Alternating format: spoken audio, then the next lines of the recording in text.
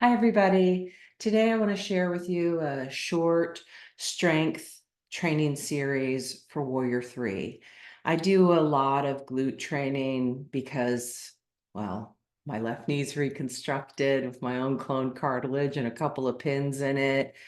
My right hip was replaced and I had organs removed, so core stabilization and force and load transfer are really important to me to preserve satisfying and healthy movement. So this won't take you long. Ideally, you'll have a chair and a resistance band and a couple of yoga blocks, maybe a dumbbell or two, but you can do all of this on the mat without any props. I'm just going to show you with the chair and the like because I have them available.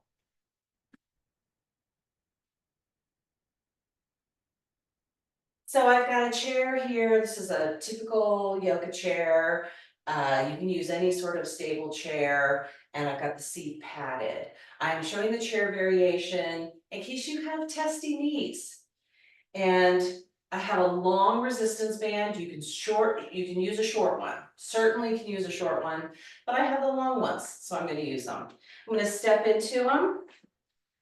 One will go across the thigh of the non-active leg, and the other end of the strap will go under my active leg foot. And then I like to just loop it around the foot to keep it steady. And then you just set yourself up on the chair seat. Padding is nice, especially if you have cranky knees like yours truly. And then you lift your other leg and you just bend and straighten the knee. Is your leg gonna externally, the active leg gonna externally rotate a bit? Yep, that's fine. Just rein it in. And you do several repetitions until you've got a nice fire burning in the middle of your glute.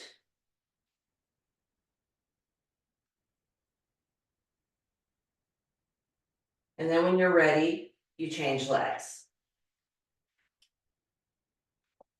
And again, you don't have to spend all day doing this sort of thing. Just build a fire and then walk away from it.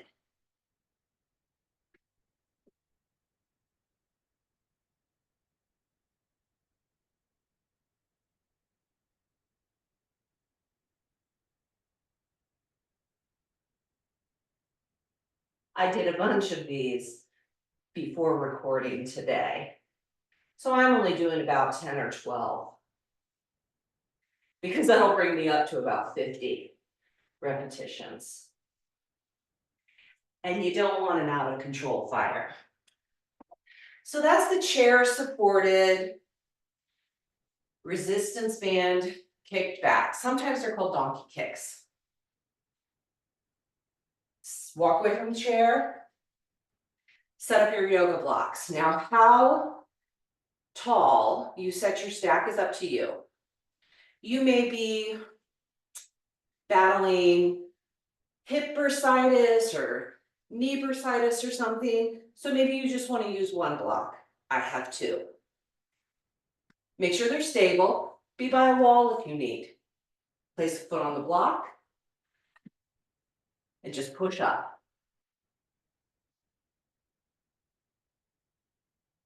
You want to try not to fall down.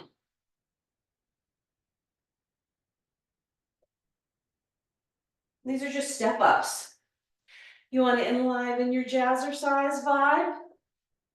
Tap the foot down and then step up. You can do whatever with your hands. Heck, you can have a Fosse moment.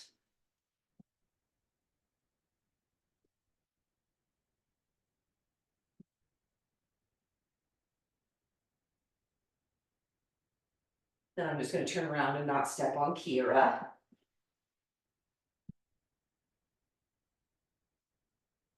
And do the other side.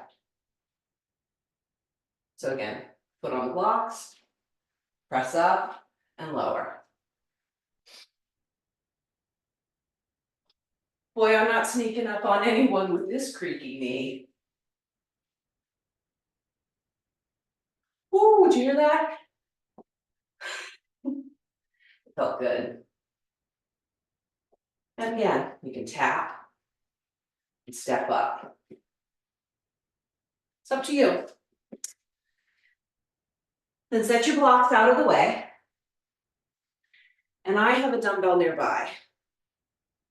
This is a 12-pound dumbbell. I usually do this with 20, but I've already done a bunch of reps, and my 20-pound dumbbell is black, so you can't see it on camera. So I'm going to start with my right leg back. And this is called a supported single leg deadlift. So stand with your feet about shoulder width apart and turn your toes out slightly, about a big toe width. And then I'm going to step my right leg back. I'm going to put my left hand on my hip. And then all you're going to do, see, I've got my right foot stepped comfortably behind me, not all that far. It's just there to help with balance. And then at the hip, you fold over. Push your supporting your standing leg, push that calf muscle forward so that you really feel the pressure in the foot, because I don't want you hyperextending that standing leg knee. Very important you hold your organs in. So keep your belly button drawn into your spine. Back toward the spine and up. Don't dump your viscera onto the mat, because you want to support your low back. Notice all this movement comes from the hips. And then you should feel fire here at the ham butt. And then we change legs, turn around. So now my right leg is going to be the working leg. It's the standing leg. That's the work. The back leg with the bent knee is support, stabilization. Hand on the hip. Same thing. Push the standing leg calf forward like you're going to push off of the foot or jump. And just fold. And you don't have to touch the mat. You come to 90 degrees.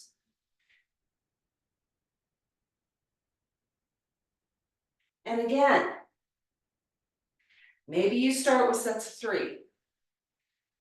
Maybe you start with sets of 10. Gotta work for you.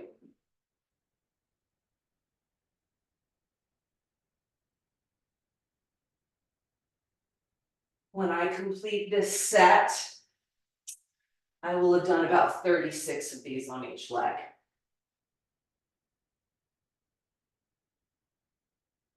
And then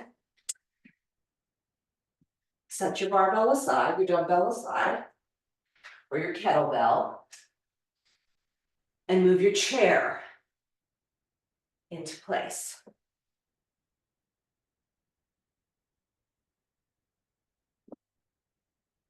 You don't have to use the chair for support with Warrior 3, but why not try it with support, see how it feels. We stand in mountain pose. Feet 1 fist width to 2 fist widths apart. I'm going to start with my left leg.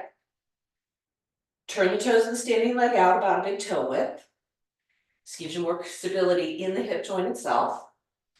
And then bring your other knee up and take the leg behind you and just put your fingertips on the seat of the chair, your hands on the back of the chair, whatever feels good to you.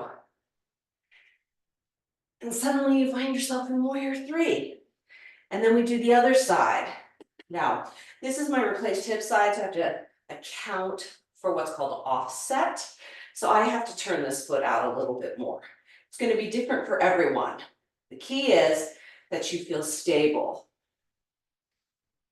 And again, You just lift that back leg to joint height. You're not trying to kick the ceiling.